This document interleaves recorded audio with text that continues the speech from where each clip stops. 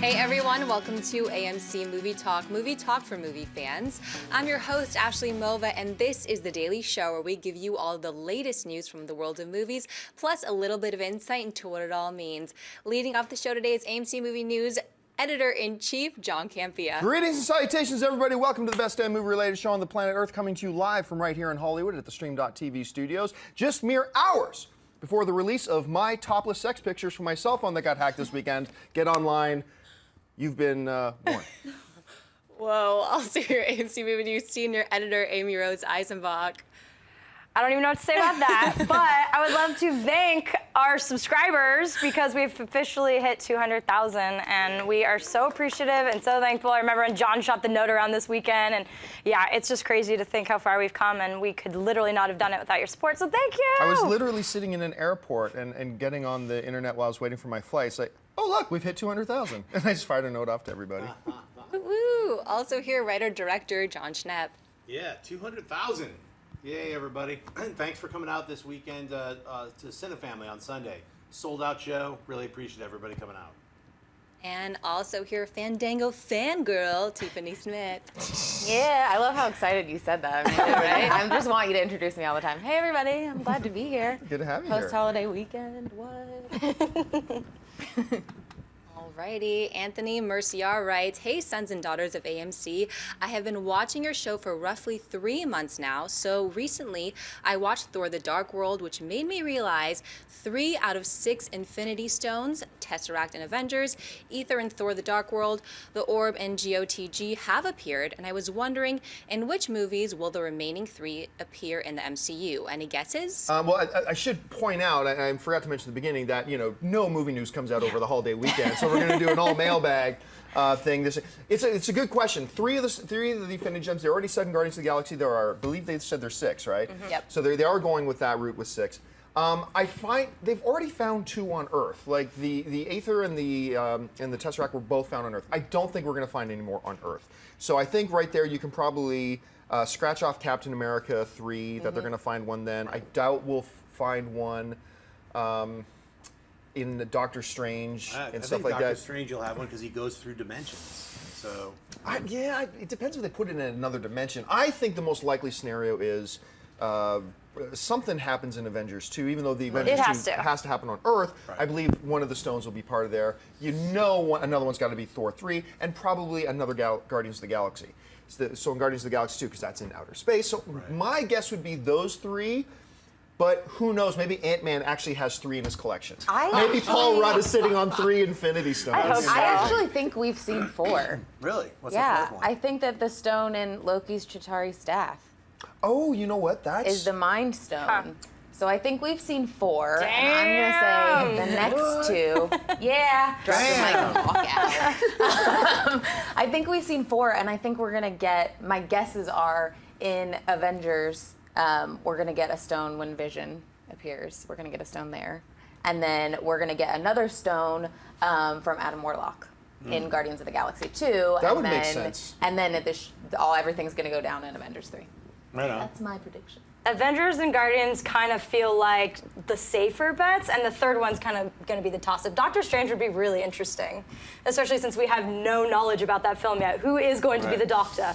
We don't know. I just don't like how you guys are completely dismissing my Ant-Man theory. Anyway. Because the Ant-Man theory is so good that it just blew my mind away. I can't He's feel sitting about on it. all 3, like ants just deliver all 3 at the end of the movie. They're like, they're the other 3. They're like, let's go. I kind of feel like everyone keeps brushing that film aside until it comes out to see if it's going to be a surprise hit like Guardians was. I hope it is, but We're still hurt about Edgar departing, so Yeah. I'll believe it when I see it, but Yeah.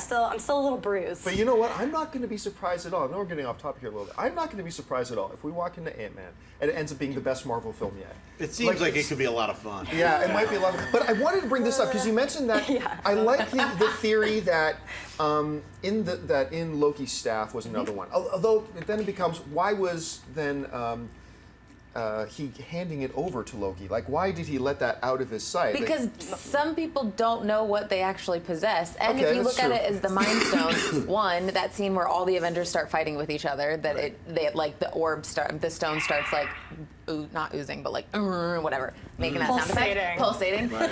And when Loki walks in and he uses the staff, and everyone kind of bows to him, and I mean, Oh wait, I just thought of something that completely debunks that theory. no. Because in Guardians of the Galaxy, Let's see. we're getting into sweaty nerd territory. Yeah. But in Guardians of the Galaxy, Too right? late, you're in it. First of all, I was going to point out, let's remember that although these are the Infinity Stones, there's been nothing in the cinematic universe that has suggested they're going to have a Soul Stone, a Mind Stone, Yes. or whatever. From the way the names. collector described them, they're just 6 gems, and they all, it was kind of alluded to that they all do the same thing. But one of the things they do is if you put them in a weapon and you tap that weapon on the ground, what happens? Planet wiped out. Loki was tapping, Loki liked to tap. He and does he was tap. tapping that He taps. staff But on the thing. maybe his staff wasn't a strong enough weapon to wield it. Are you saying it was an impotent staff? I'm saying it wasn't impotent staff. Okay, it's possible. Keep it family friendly, okay, you guys? But yeah, so that's the one thing that makes me think, I just don't know that Thanos would hand it over to somebody else. Maybe he didn't realize what he had. Well, and it wasn't directly from Thanos. It was from the because- Chitauri. But the guy says, he who put the scepter in your hand. Yeah. Okay. Yeah. So I you're told right. you, nerdy. You're right. Very You're right. nerdy. I mean, I'm gonna still stick with it and see what happens. I think that would be I'm not gonna bet an against you, though. interesting twist if they were I'm not like, gonna bet against "Hey, you. guess what? It's already here." Right. But I'm Take rooting that, for Ant-Man, players. so let's Yeah, just, Ant-Man, I'll all just root for three. that. Let's just do that. Be Just weird. ants walk them in. Michael Douglas is there talking it to is. Paul Rudd. It's like, nobody knows this. I'm actually the most powerful being in the universe right I'm now. talking to this weird guy called the Collector, like on an old phone. I've got them as Got the gems. I've got them as fillings in my false teeth. Or rockets chewing on Yeah. it. Something You never fun. know. All right, let's move on to the second question. We can talk about that all day. Nicholas writes, what do you think are Boyhood's Oscar chances? Most Oscar movies are not released in summertime. 2 years ago, Beast of the Southern Wild was released in June 2012. So do you think Boyhood has a chance at getting Best Picture or any Oscar nominations? Or will its release date hurt it? And will it being made by a small production company, ICF Films, hurt its chances? As we end up having to bring up every once in a while, it's impossible to say what are its Oscar chances when we haven't even gotten into the bulk of the films in theaters yet that are probably by the studios considered the Oscar front runners. So, I mean, it's like going to the Olympics, seeing one guy swim his lap and then saying, okay, now what are his gold medal chances? Well, we don't know until we see the other guys swim. I think that's the case here. I will say this, though. If we had to announce Academy Award nominations today, I would be, as a film fan, a little bit offended if Boyhood didn't get one of those nominations. If it was today. But it's completely impossible to say until we see what the rest of the films Yeah. are, because there's only going to be anywhere between 5 to probably 9 films nominated. Yeah. And if it's the 11th best film, then it shouldn't get nominated, but we just don't know yet. But you've seen Boyhood. Yes. Your thoughts on the film? Like, Yeah, would it's- you nominate it today if the nominations had to come out No today? question. What Richard Linklater did with this film, I mean, it really raised the bar with cinema history again. I mean, shooting a film, how do you pitch that to a studio? Shooting a film over 12 years, like, what's going to happen to these actors? Like, you don't know so How do you many pitch it to variables. the actors? I mean, that's a special Yeah. project. And he worked with Ethan Hawke on the Sunrise trilogy, so that's, you know, time is a really big essence. But yeah, I mean, we saw this with Fruitvale Station. You know, it came out earlier than all the other films, and it had all this buzz, and then by the time it was Oscar time, it was completely not snubbed, but not, you know, even considered. So I do think, I really hope, but again, you know, all the film festivals are kicking off now again, and, you know, TIFF is next week, and I think we're going to know a lot more about the hopefuls very soon. But yeah, it is Yeah. early, but I hope that Boyhood continues the momentum because it's really special. I'm gonna I feel like I'm gonna get crapped on for this, but I think it was really interesting, the filming over such a long period of time. That's kind of where it ended for me. I just didn't feel like, I mean, I think that's interesting. I think that's awesome. I think it should get a nomination for that. Do I think it should win anything? Not really. I don't think you're not the only person in the world I know who feels that way. I just feel like nothing happened. But like, that was the beauty the- of it. It was subtle. I saw it and I thought it's a beautiful film, and that nothing happened is why it's so amazing. To me, it's life. but Like is it's that like like in the bubble of like it doesn't film matter. critics? No, where, no. For me, it's like that. It just showed the progression of someone's life, and everyone seeing it. There was one moment where it's like, oh, that's me, or like years later, someone else was like, that happened to me. So everyone can take something away from it because it's all about life and the things that happen over time. Like that mother, Patricia Arquette's scene, her scene at towards the end is just. Any mother who sees that is in tears. I'm just saying, it's like that's the beauty of it, and that's why I think it should be nominated. And I think the way nominations work, you're right. It could get forgotten by the rush, but that's up to the people who are distributing it to like remind the Academy of the films. Because it's like, yeah, remember when this came out? They got to do a little push. They got to do a re-release. They got to refresh people's memories of the film. But I think it should be nominated right now. It stands up against any film that came out this year. The shame here, though, is that the uniqueness of the concept of the film, filmed over 12 years, what Richard did with this and all that kind of stuff, I think getting lost because of that uniqueness is the performance of Handsome Hawk and Arquette. He is handsome. He is handsome. Do you remember him from that? I'm referencing that one Jimmy Fallon so thing. good. That was a great skit. But like they are fantastic. Their performances are fantastic, and I think they're going to get overlooked. Amazing. I just think it's also something where it's like you have to have an innate emotional reaction, like a strong one, and this one, by the time we get to nominations, I think is going to have faded out because what stands out about it is that it's a slow burn. All right, what's next? Rogan writes, Sons and Daughters of AMC, huzzah! You are great. My question, or position really, concerns Marvel Studios' intent desire to sign Joaquin Phoenix as Doctor Strange. I simply do not see the Sorcerer Supreme wielding the mousy timber that is Phoenix's voice. I think it is a mistake just as much as casting Glenn Close in Guardians, almost the single thing that took me briefly out of the movie. Besides Phoenix, who would you pick as the next Doctor Strange? Thanks, and keep bringing the filthy. I generally don't like to address who would you cast as this, because there's 5,000 correct answers, so it doesn't really matter. I will say this, though, about Joaquin Phoenix. Would he be my first choice to play Doctor Strange? Probably not. But he's a world-class actor. He is a world-class Academy-nominated actor. We've seen this guy play a lot of different types and a lot of different people. Like all the way from whether it was, playing the Emperor in Gladiator to playing Johnny Cash. From Her to Buffalo. 66. Is it Buffalo? No, he's not. No, not Buffalo 66. Buffalo Soldiers. I think Buffalo Soldiers. He can be almost anything you ask him to be. Now, my one thing that makes me think all this stuff about they're about to hire Phoenix as their thing, with him comes drama. Kevin Feige ain't about drama. And so that's the one thing that makes me wonder the validity about how close he actually is or how much Disney actually wants him, because he's a bit of a fruitcake. I mean, a little bit. And I don't know. Kind of a loose cannon. Let's say loose cannon. Fruitcake, John. He's a little. Look, I'll just say with him comes some drama, comes the potential for drama. But look, if I'm a director and a producer, I put him in anything he says he wants to be in. He's just that good. And so if they announce tomorrow he's Doctor Strange, sign me up, I'm excited. Anyway, Schnapp, what would you think about him? What do you think about the fruitcake? I think he's a great actor, and I disagree with Groban. Sorry. I think his range is he's not a milquetoast. If you've seen The Master, check it out. It's on Netflix. Yeah. He goes So to good. extreme levels of anger and shows incredible emotion. I think he could be an amazing Doctor Strange. Look at the way he hit glasses of water with a baseball bat. From Signs. In Signs. Yeah. No, I think much rage. he's a great actor, and I would love to see him cast as Doctor Strange. He would bring this extra dimension, so to speak, to the character that you need. And Marvel is hiring great actors to play all their main roles. So I would love to see him as Doctor Strange. I also think it's kind of like what they did like originally with Robert Downey Jr., where it's this actor that, there's some drama attached to him, but can he nail this role? I mean, spoiler for non-comic book readers out there, but there are a lot of levels to this character. He's an arrogant surgeon at the beginning.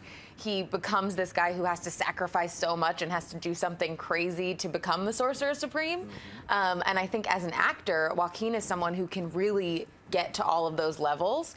And he has that crazy kind of look in his eye that's kind of kooky that you just don't know what he's exactly going to do next. So I think that, I'd be really excited if he got cast. And I think that the fact that we've been talking about it for so long, what they're saying now is that apparently Joaquin's having more of a problem with signing on for the longevity of the contract, and that he's not sure he can handle the actual action sequences and getting his body into that whole world, which I get. And as an actor, I think it's really not endearing, but really smart. That he's like, I'm thinking it really through on every level, because it's a lot to be in a Marvel film. Yeah, and he's a method actor. I mean, I don't know if anyone's ever tried to interview him or whatever, but I remember going to the Immigrant premiere, and Marion Cotillard was up there being charming as she is, and he was just hiding behind her with his hand, not even talking. And that's how he is. He is that character. And with Sorcerer Supreme, I think he would crush it. But, you know, the names that we keep hearing, Benedict, of course, Jared Leto, and this guy. Tom Hardy. I mean, those are kind of the names in every picture now. It's like, out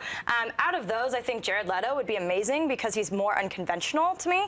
And I feel like we just saw so much of what he could do in Dallas Buyers Club. He became that character. I didn't see any inch of him in that role. Right. And so this is such a 180 from that role. And it'd be so cool to see him really become it. So that would be my first pick of the short list. But I think Joaquin, you nailed it. Everything he does, he's amazing in. I can't wait to see Inherent Vice, the other Paul Thomas Anderson collaboration. Really so yeah, I think he would be a great pick. And you know, fruitcake or not, I mean, he's got talent, and I think it just shows, again, the caliber of people that we're able to get in the MCU. It's amazing. He's not your grandma's fruitcake. That's what I would say. He's not your grandma's fruitcake. It reminds me of, somebody sent me this clip today. Did you ever see it? I can't remember if it was extras. It might have been another one of Ricky Gervais's shows, but where he's sitting down and he's trying to get a role in a play being directed by Sir Ian McKellen. And have you guys seen this clip? Yes. This is hilarious. Look it up on YouTube. And so Ian McKellen is sitting there, and he says to Ricky Gervais, now, people want to know, why is Sir Ian, he always refers to himself as Sir Ian, why is Sir Ian such a great actor? And I'll tell you, I pretend to be the person in the script. Now, I know that's confusing, but follow me. You talk about, but Joaquin Phoenix, he becomes he is the person. Whatever he's supposed to be. So I wouldn't worry about any of the things that you take from him, from his natural face or his natural demeanor or whatever. Don't worry about that. He will transform into whatever. He will change his voice for sure, if that's like a worry. All right, what's next? Adam Bainham writes, love the show and greetings from Cornwall in the UK. So why in America and the UK, why don't we watch a lot of Asian films like The Raid 1 and 2, Spirited Away? In my opinion, the best horror films in the last 20 years are Asian films. Why do we keep on remaking them into really crappy films? Why don't people just watch the originals? Because they don't. You answered your own first question. Why do they remake them? Well, because the North American audience doesn't watch the original. And hey, let's be fair. Every once in a while, they knock a remake out of the park. Like whether it's a non-horror film like The Departed, whether it is a horror film, a lot of people love the original The Ring. Yep. That's, of course, a remake of an Asian horror film. And Asian, the reasons the Asian filmmakers seem to just nail it is there was a number of years where it just seems like they were the ones who understood that what you don't see can terrify you more than what you do see. And they kind of base their horror films on atmosphere and mood, which can just terrify you. And that's what made them so good at it, in my opinion anyway. I'm sure there's a lot of other different reasons. But the fact of the matter is, just a lot of average North American filmgoers don't either A, want to read subtitles. It's not even just an Asian film thing. It's a European foreign film, whatever. And it's like, hey, if that doesn't work for you, that's fine. I don't get it, but that's fine. That's you. And so it is not the viewer's responsibility to make sure they like the right films. It is the film industry's responsibility to give to the audience what they want to see in many ways. And that's not a popular thing to say, but it's reality. So, I mean, it's just a shame. There are so many great, and like I said, I think this extends way beyond just Asian film. There are great Asian film. There's great Scandinavian film. There's great Swedish film. There's great, there's so much great film. Yes. So amazing. I mean, Girl with the Dragon Tattoo. Yeah, exactly. Yeah. And so it's just a shame that a lot of people aren't going to get to appreciate that because for whatever reason, they can't get over. A lot of people just aren't wired that they can appreciate watching a story told from a completely different cultural context than what they live in, or having to read subtitles. You nailed it with subtitles. I got to say, I heard that when The Girl with the Dragon Tattoo came out, like a few months before it came out, a couple of my friends saw it at some film festival, said it was incredible. You have to see it. So when it came out, the day it came out, I remember taking a bunch of my friends with me. I was like, look, I can vouch for this film. I know it's a foreign film. You got to check it out. And I don't remember if I said, I know it's a foreign film. So I brought like 7 of my friends, kind of hipstery friends, with me. And I was like, I vouch for this film. I heard it's amazing. We sit down, subtitles come on. I was prepared for it. Did they throw stuff at you? I got 5 friends with me who are like, yo, dude, what's up with the subtitles? I was like, I was like, and it's a slow movie too. If Yeah. you've seen the original Girl with the Dragon Tattoo, So good, though. the first hour is literally a lot of setup, and it's a lot of like, we're in a the Millennium newspaper and all this weird stuff. Like, it's taking its time to build this story. You don't get into it until almost 2 hours in. And they were uncomfortable, shifting seats. They were like, we might bail like an hour into it. I was like, just hang out, hang out, And then they totally got into it. And then after the movie was over, like, oh my God, it was amazing. So I look at it like that, as like, you always have to have patience with subtitle films, especially if you're not used to them, but they are so worth it. Because not only are you like drenching yourself in a total different culture, I mean, it's a whole new experience for you, because people make movies differently around the world because they live in different cultures, and that's a great way to appreciate it. And I blame where we're at with society, because, it's all about faster and immediate, and, people are lazy in general, and they want it immediately, and I love that, but I also do have to be the mindset. Sometimes I don't want to watch a film like that, but if I go in really wanting that, and you're right, it's the culture, you lose that if you're dubbing it in a different language or whatever, and, I do think the remake question is brought up all the time, because we live in this age where the demand, obviously, they're always, out for money. They're not going to make these films if they don't think it's going to give them some monetary gain. But the truth is, which you bring up a lot, and I'm always the one who doesn't want all these remakes happening, but a lot of people don't see these original. But obviously the filmmakers who are adapting it saw how brilliant it was, that they want to bring it to this audience. So I get that it's a pure intention in the back, but at the same time, most of the time, I don't think the remakes are as good. Sometimes they are. But yeah, I mean, The Raid, those two films you discussed were incredible, and I think enough people do appreciate what they were, and it kind of did cross, but yeah, we'll see if they ruin it.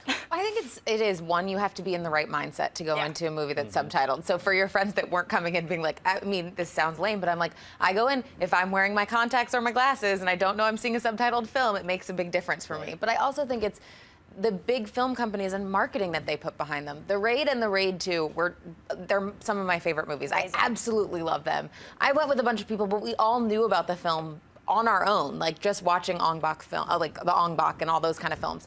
So we went in knowing what we were gonna get. So it was more fun, though. I bet you're yeah. Oh my gosh, we were all yelling together. But I don't think that the film companies market in a way that the general person is like, oh, what's this movie about? You've got to know what you're going into.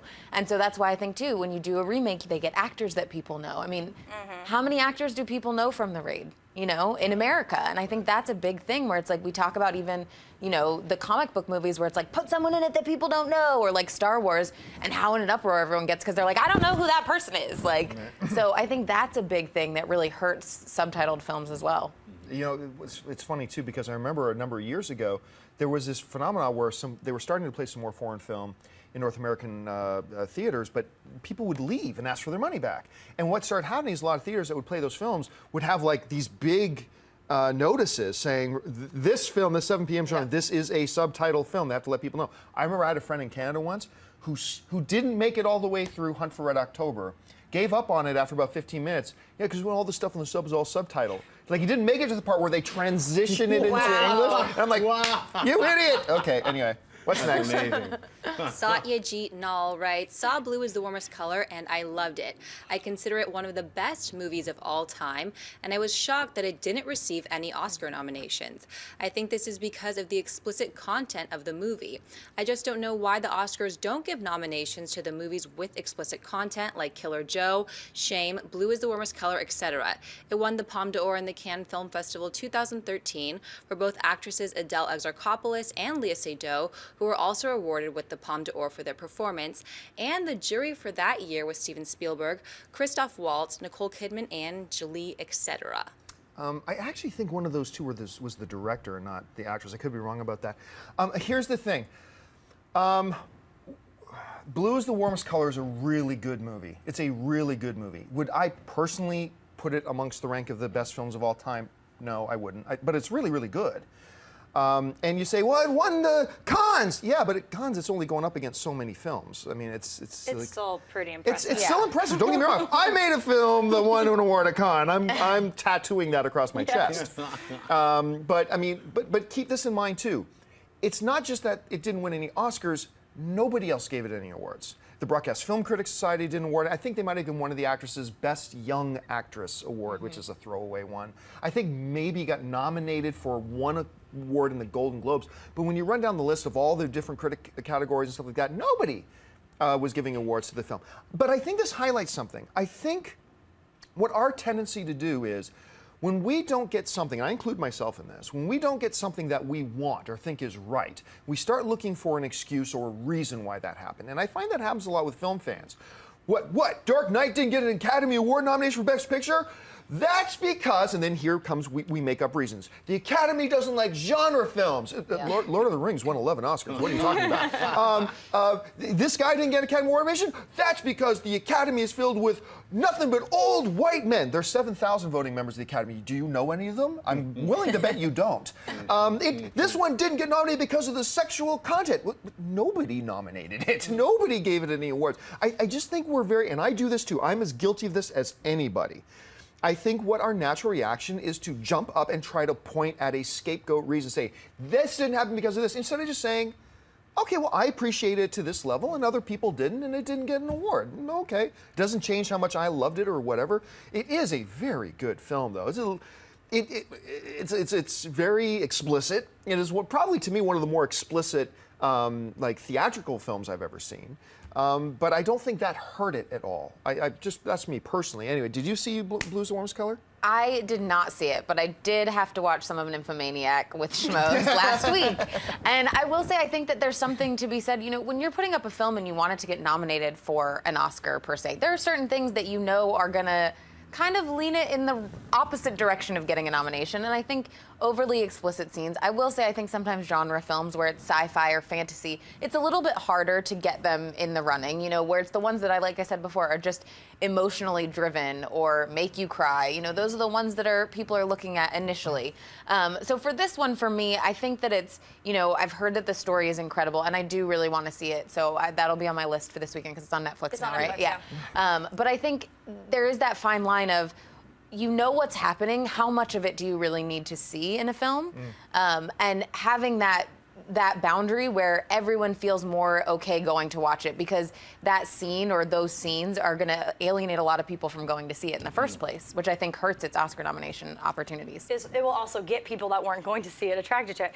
This film was on my top 10 films of last year. I think it's a masterpiece. And that film, that section was not, sure, it was girl and girl, very explicit, but it was not, it was so important to the story. It wasn't just like, let's throw in some, you know, and get some people excited about this. It was so important to the journey of Adele, who she is, again, on my young stars to watch list. She is phenomenal, both of them. It was just such a masterpiece. It was one of the most emotionally charged films of this relationship blossoming and this woman growing old before your eyes. And much like Linklater did, they don't treat you like an idiot. It's like 15 years later, you know, you see the progression of her and this relationship evolving and how it impacts her entire life. So that scene is very important to understanding their relationship and the passion and all the complications around it. But again, I don't like when they just throw Nymphomaniac. I was just like, okay, you know, like it's called Nymphomaniac. We know what we're in for. But like at the same time, I just felt like it was more for shock value, while this was beautifully artistically done. So it's different. But I agree, it turns off some audience who you can't take your kids to see this one, you know. But as is the case with any R-rated film, really. Right. This is NC-17. Oh, right, yeah. Which brings up my point. Like, I haven't seen this yet. I've heard so much about it. It did get a little bit of some backlash because the 2 stars complained about the director and how they felt they were taken advantage of before the movie ever got here to America. So I remember hearing about all that, and that kind of at least tainted my view of seeing it. I want to see it. I'll see it probably in the next month. It's like you said, it's on VOD or whatever. But NC-17 is like, I'm not going to be like, it's because of NC-17. I'm not in that mindset, but I will say that an NC-17 movie is a kiss of death. And we all know that when it goes to the when it goes theatrical and it's NC-17, because it brings with it the taboo. And we in America, sometimes America's a little puritanical to a certain degree, and it affects all of us because it's like NC-17 means there's going to be either extreme gore, some kind of horrible violence, or something that will affect you, or it could be like just extreme sex. And am I going to see a porno? Like, am I going to see this alone? It affects you in such a different way than an R-rated film. like just psychologically. Inviting someone with you, like yeah, you said. imagine that, like, hey, let's go see that movie. I didn't expect that to be, whoa, you know, it's like. I saw that one alone on purpose, just gonna say. A lot of people see, a lot of people see NC-17 movies by themselves for that specific reason. But then you still feel like you feel like embarrassed that you're like, oh, I have to go see this movie by myself. Where's my raincoat? You know, it's like, oh my God. We got 2 more questions to fly through, so we got to get going. We're almost out of time. What's next? Savas writes, hey guys, love the show. My question is about J-Law's recent nudes. Do you think this will affect her career in any way? I personally don't think so because ScarJo had some nudes leaked and look at her now. However, I think this may knock her chances of some awards as she has lost the good girl status. Thanks guys and bring on the filthy. There's this innate ability that Ashley has to change the entire feel of a question by the way she decides to read it. I love it. Okay, look, I kind of, for those of you who follow me on social media, I went off on this a little bit. I do not understand the hoopla surrounding this at all. Like newsflash, Jennifer Lawrence is a woman and she has boobs. Is this a revelation? Anybody? Like what? Okay. Oh, wait a minute. At some point in her own home, she's naked. Okay. And she had a picture taken of herself. Well, did she take it with the intent of putting it on the front page of a newspaper somewhere? No, it was supposed to be a private picture? Then who the hell cares? Who cares? And look, and I don't get everybody jumping up and down being so excited about it either. I mean, look, newsflash, I've seen boobs. And look, if somebody sent me the picture of the J-Lo thing, they sent it to me, I saw it, I'm a heterosexual male. I thought it was very nice, it's a nice picture, whatever. But you're not seeing me go crazy about it and putting it on every social media. Oh my gosh, everybody, have you seen the new pictures? It's embarrassing. It's embarrassing the way we've all reacted to this. So I don't think, number one, that it will affect her career in any sense of the imagination. And no, I don't believe it's going to affect her potential awards future whatsoever in the future, nor should it. I think this is just a non-issue that... It might help it. Who knows? It might. I mean, I think it's a ridiculous issue. It's like, okay, the story here is that she had her privacy violated and somebody broke into her phone and stole personal things. That's the story. Yeah, that's bad. The bigger story is you are a massive celebrity. Why are you taking nude photos on your iPhone and putting them in the cloud? How many times has this happened that these photos have been leaked? Take them on a separate camera that doesn't attach to the internet. Take them on a camera and then put them on your laptop, but don't put them on the cloud. I mean, that's the bigger issue for me is that I'm like, come on now. Like, you know that this is something that's gonna happen. I mean, obviously, I think that the guy or whoever hacked into the iCloud and got these photos and posted them should get in trouble for it. You know, it is private. But at the same time, you're like, it's not rocket science, guys. You know you're taking these pictures on your phone. You know there's a chance that they're going to be released. So that's where it makes me think. I mean, there's certain actresses, you know, the photos come out around a specific time, and you're like, interesting. You probably had a little something to do with that. Not saying that that's the case here, but I do think, you know, you use a little common sense. Use 35 millimeter, old school. Have it developed by a very old man in a weird dish, you know, and then you can pick the ones, like blow that one up, and that's a good nude of me, and then just have that, and put it in in a bank vault somewhere, and then that'll get stolen. Didn't Jason Segel teach us anything about the cloud? You know, come on. Seriously. But I still think there's a reasonable expectation of privacy. Like the cloud is like, for the most part, it's actually usually it's very, very secure, and it's very, very almost more secure than keeping it on your phone. But let's keep this in mind too. Girl from G4. Olivia Munn.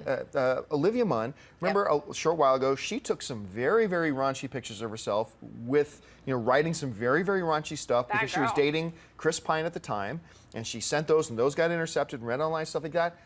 She's still getting work more than she did before, so it's fine. I think we're in a little bit more of an enlightened age where I think, I don't think this is going to affect, and in 3 days we're not going to be talking about it. And women are nude on film all the time, like not in those kind of movies. But I'm just saying, like all the time. This is about invasion of privacy. It is. It's a crime that it's like these are private photos, and the slimeball who took those photos and put them online should get some prison time. Yeah, I agree. That's how it works. Yeah. I mean, it's like I haven't looked at those photos yet, just because I want to have my integrity. You're like, a classy look, guy. that's their private photos. photos. I know they're going all around everything. I as well have seen lots of naked ladies.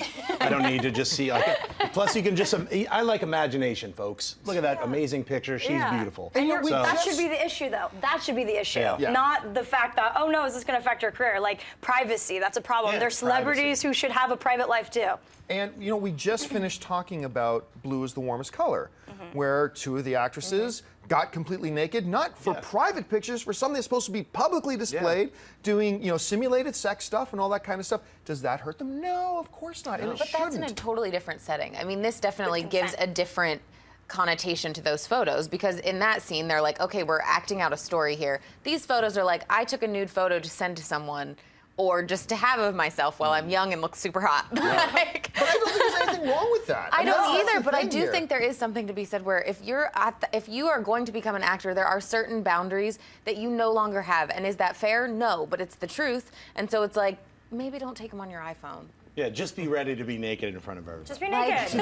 Just get it over with. She might not get paid as much to do a nude scene anymore, but. All right, folks. Well, listen, we've run all out of time, so that'll do it for us on this installment of AMC Movie Talk. Thank you so much for joining us today. Don't forget, lots of great films playing at AMC Theaters right now. Head on over to www.amctheaters.com for your theater, showtime, and of course your movie ticket information. If you want an audio-only version of this episode, look in the description of this video and you'll find a link to our podcast feed. And while you're at it, make sure you click the thumbs up button and subscribe to our YouTube channel. I want to thank the people sitting at the table with me. First of all, of course, Miss Amy Rose Eisenbach, who is also hosting one of our brand new shows, AMC Indie Spotlight, which you can watch on the channel there. You'll find a link to the channel in our description below. New episode goes up tomorrow. The first episode is still up. Of course, it'll always be up. You can go check it out. So, Amy Rose, where can people find you online?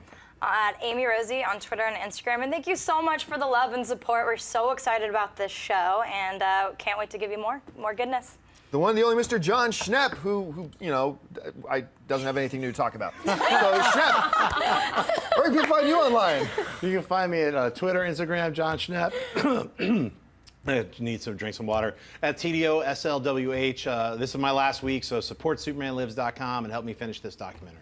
And our very special guest today, Miss Tiffany Smith. Tiffany, where can people find you online? You guys can find me at Tiffany's Tweets on Twitter and Instagram. You can find me on Fandango, Schmoes Know, and also DC All Access every Tuesday. And a short film that I'm going to be in just got funded on Kickstarter, so that will be a Doctor Who short film spoof that will be coming out soon. So yeah, a little bit of acting. And our lovely host today, Miss Ashley Mova. Ashley, where can people find you? Twitter, Instagram, at Ashley Mova. Happy Tuesday, guys. And you can find me on all the various social media networks just at John Campea. Thanks a lot for joining us, guys. My name is John Campea for AMC Movie News, and until next time, bye-bye. Hey everyone, if you liked this video, click that thumbs up button and make sure to subscribe to our AMC Movie News YouTube channel. It's free and helps you stay up to date with all the latest movie news, as well as our daily AMC Movie Talk show. Also, make sure that you follow us on Facebook and Twitter to stay up to date with all of our special promotions, contests, and prize giveaways.